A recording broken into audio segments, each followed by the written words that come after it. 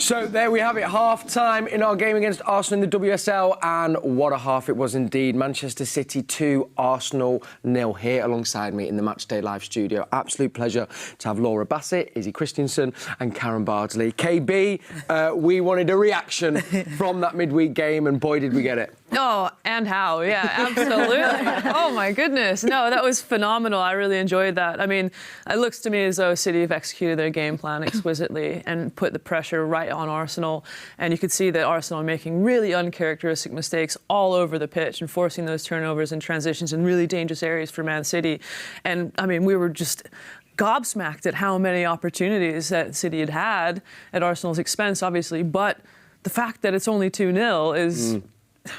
Oh, I can't actually believe it. Is it? I mean, Laura, I think you said it. If it had been 4-0, 5-0 at half-time, that would be a fair result. Yeah, especially with the couple of chances that Bunny Shaw's had, the possible penalty that we might get onto in a bit. And you just think, but City have deserved it. It's not been through luck. Arsenal, they've made Arsenal look really average. You know, considering it was so tight and cagey Wednesday, it's been the complete opposite storyline so far that first half. It looks like City have dominated that midfield area, which they love to do anyway, but then if you're going to give them an overload in there, they're going to exploit you. And I think the front three have worked together. They've been hungry, tenacious, unstoppable at times.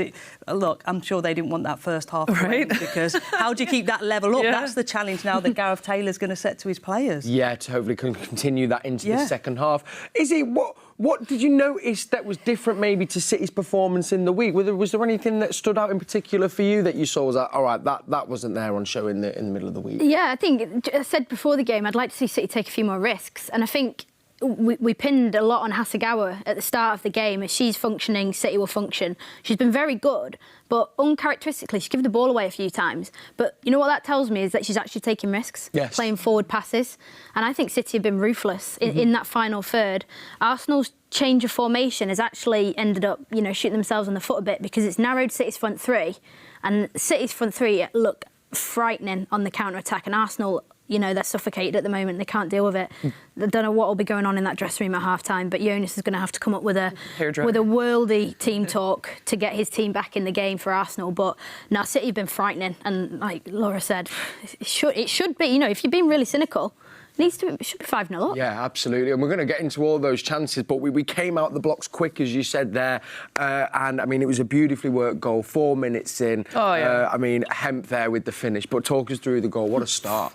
I mean, in general, I feel like Man City have kind of really mixed up their play. There's been elements of directness, but then also really intricate side diamonds and side triangles kind of all over the pitch, which has been, you know, given them the ability to kind of manipulate Arsenal, if you will. But yeah, I think I'm just trying to replay it now, and it's almost escaped me a little bit because there were so many really great things that were happening all over the pitch. But ultimately, I think the thing that probably stood out to me, this has nothing really to do with the goal, but the moment that actually left me with was when Chloe Kelly went over to the ball girl and she was absolutely buzzing. Like we were talking about how good that was. So, sorry to kind of move away from the actual goal itself, but that was like the impact that left me with. Well, I guess as well, I mean, that's what we talk about a lot, though. That's what the game's about. When you get to see those moments for that young girl as well, that's going to be something that she'll treasure. And Chloe Kelly has been fantastic on that. Yeah, I mean, ultimately, like both wingers have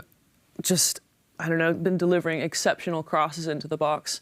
And yeah, I think that first goal, I mean, you guys probably summarise it better because I'm like super excited. Sorry, go on, Bass. Go on. No, I was good. Jonas Oliver said in an interview, the reason he's playing a back three with a back five is to stop Chloe Kelly and Lauren Hemp. But the fact that they just can't. You know, when Chloe Kelly flicked it over Rafi Sousa's head, got it the other side and bullied her, just shows that, you know, how sensational they've been. But and that, when Chloe Kelly picked the ball up for the cross, you know, you've probably got 4, 5, 6 Arsenal defenders. For it to, the weight of the pass, the speed of the pass, they know that those defenders can't touch it, and they kind of, I said to you, they kind of left it for each other to do. You know, sometimes when there's too many people in the 18-yard box, oh, that's your job, that's in your space, that's in your area, and you just see Lauren Hemp she anticipates it, she's ahead of the game. Maritz at the far post is dozing, probably thinks that it's Leah Williamson's. Yes. And with the speed and how she anticipates it, Lauren Hemp's a tap-in. It makes it look so easy, like they're mannequins. Yeah, it does really. What does that say about, as well as Bunny Shaw, you know, obviously attracting a lot of attention from the Arsenal defence. And, I mean, I imagine that's probably what Maritz was thinking. But I watched it, and she didn't check her shoulder at all, like even on the replay, anything like that. Didn't even check her shoulder. Had no idea that Lauren Hemp was there. And how can you forget the wingers? How can you forget Lauren Hemp? Yeah. You know, it's... Yeah. The ball from Chloe, Kelly, it's world class.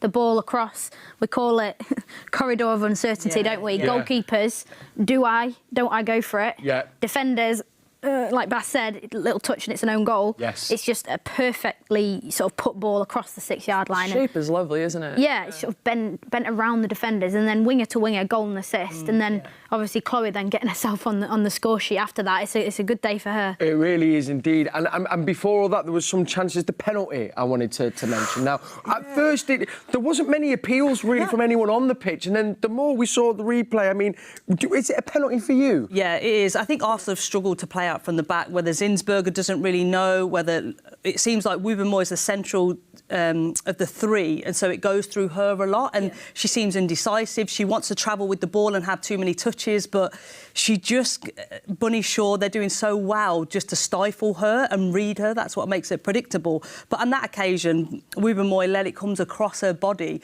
and Lauren Hemp just reads it. She's thinking, where are you going? And she gets there, and it doesn't, Wubben doesn't make any contact with the ball. So, like you say, we saw it the second time. Yeah, that's a penalty. Third time, it's like, yeah. So, but you're right. I think there's not much appeals about it, was there, from anyone? We just saw Lauren Hemp doing cartwheels in the air. Yeah, that was it. And I guess, you know, you mentioned it there, very uncharacteristic, because that was Arsenal's own doing in a way. And then we have seen those slight, sloppy passes. How much of it that you think it might be? I don't know. Is it Arsenal fatigue, or is it how good City have been? It's a bit of both. City are sniffing the danger really well. I think they're front foot, they're proactive, they're sensing danger. And Arsenal, for me, they look like they're sleeping. And they look like a team who are not quite sure of their system and their own individual roles in that system. And it honestly looks like every time a City player presses any of that Arsenal backline, they're going to give them a gift. Yes. And like we said, that's why City could be 5-0 up, apart from the first goal, not necessarily out of design by City, but just by, you know, pressing. And how many times do you see it in football, winning goals off high pressing and teams not being ready? And Wubben Moy's body shape to receive the ball off Zinsberg, she's not in the right position, and that's why she's ended up nearly giving a penalty away. And the City have just been frightening so far. They really have, and we wanted to mention before we get to the goal, which was perfect time at the end of the second half, because we were saying in the studio, get that second while you're on top. But was them 3 or 4 we could have had before? I mean, the Bunny Shaw one-on-one, Zinsberger has been great in it. I mean, Alistair Mann said it in commentary, I think 3 big saves as well. I mean, she's almost single-handedly kept Arsenal in a bit of a fighting chance, would you say? Absolutely, yeah. I think there was that 5 or 6 minute spell when, you know, Arsenal were essentially just giving the ball away and City were having great opportunities. And we were kind of discussing that, you know, is the onus on Bunny Shaw to kind of obviously slot that opportunity away, that 1v1 with Zinsberger. But, I mean, I think you do have to give credit to Zinsberger for recognising how quickly the transition was initiated and what the approach to that looks like. What's her start position beforehand, the work that she's done to kind of put herself close enough to be able to close that distance and put the onus back on Bunny Shaw about, right, I'm going to get set here and you're going to have to beat me.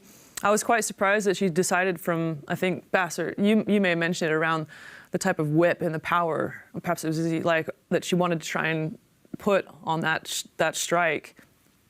You know, from that sort of distance, that close to the keeper, it probably didn't need it. It's probably just something delicately slotted into the net. But she's gone to. She looked like she went to ground quite early. So it's just that over the leg. Possibly. You know, but you know, she put herself in a position to close the space, and that's essentially in that kind of position all you can really do. Yeah. But couple really good saves with her feet. She's getting her angles right, so she's doing her bit really. You know, and as a goalkeeper, I'd be pretty upset with my defense. Yeah, in front of you. I would be pretty upset with what I'd would have experienced, I think, there. Yeah, they've definitely not helped her out. And then, of course, as well, I mean, I think, Bunny's been up there for assists as well as goals for Manchester City. And she turned in the assist as well for our final goal there with Chloe Kelly. But, I mean, it could have been Hemp or Kelly at that point. They were queuing up, it was almost really good defending from Lauren Hemp for Arsenal.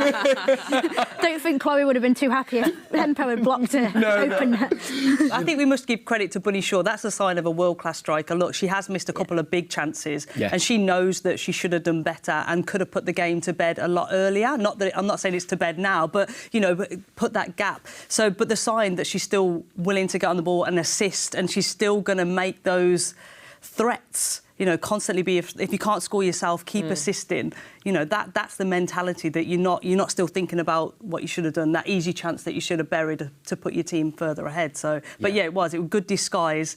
And then them two were so eager to. But it just feels like it's easy. Yeah. Like they're in the flow. It looks effortless, City, it's easy, it's effortless, and when they get into the 18-yard box, that's why they're tackling each other. They're vying for stats now, the three of them. Yeah. But it's almost like they can't believe how easy it is. Yes. And you look at the game on Wednesday night and you go, well, City were starved of chances. Yeah. And now it's like, it's a buffet. Yeah. It's sort of like, I'll have some more. Do you know what I mean? It's like, it's ridiculous. It really is. And I guess for Gareth Taylor, he's going to be going in delighted. On the flip side of that, you mentioned it, Izzy, not so much in the Arsenal change room. What do you think Arsenal, do they need to, is it a change in shape? Is it a change in, dare I say, application? What do you think it could be? Well, I mean, there's probably several things that need addressing, but I think, Bass, you mentioned it in the game that midfield is being overloaded.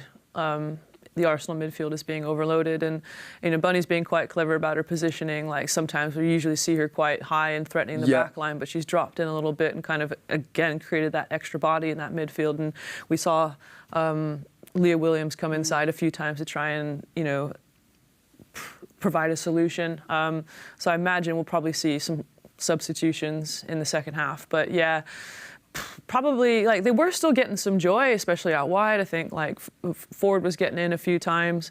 They're still pressing numbers forward, but they're just getting let down defensively. So I imagine we'll definitely see some changes in personnel, I think, going forward. Well, I think we'll be able to find that out now. Alistair Mann will bring us any changes that have happened at half-time, if there have been any, but if not, there might be some as the second half rolls on. So it's Manchester City 2, Arsenal 0, 45 minutes left to play. Then we'll be back at full-time. Thank you for joining us. Let's just hope we get a few more goals and we secure another 3 points. Come on, City.